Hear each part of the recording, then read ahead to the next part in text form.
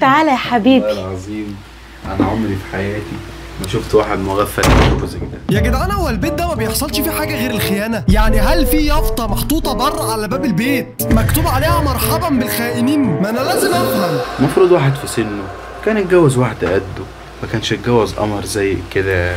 والله العظيم تستاهل يا حاج، تستاهل انها تخونك. عارف ليه؟ عشان انت بتحتفل بالكريسماس ايا كانت ديانتك يعني في شهر 9. ما تركز بقى يا حاج.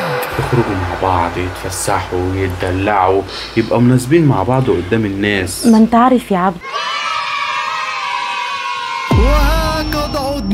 وقد عدنا إلى زمن الأناشيد الجميل. هيا استعدوا فليبدأ الآن النشيد الوطني. في حد ساعات بيكون جنبك وما بتشوفهوش، طلع ما بيعرفش ان هو يعمله، بخيل وما بيصرفش.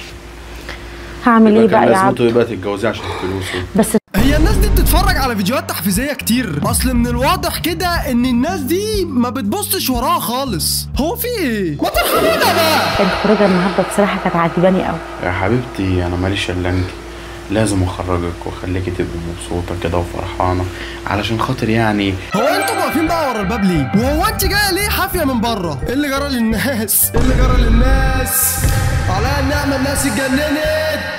وانا همشي بقى، اتكل على الله. طب ما تقعد طب شويه. لا يا حبيبتي، خليني بقى ان انا امشي دلوقتي ونبقى نتقابل بعدين. ماشي يا خلي حبيبي. بالك من نفسك، تكير. نعم تمشي ازاي؟ طب هو انت ايه اللي جابك اصلا طالما هتمشي؟ ايه المنطقه اللي انتوا فيها حظر تجول عشان كده الكافيهات والاماكن العامه مقفوله؟ ولا الخيانه عندكم ما بتجيبش شبكه غير ورا الباب يعني؟ على النعمه هتجنن منكم.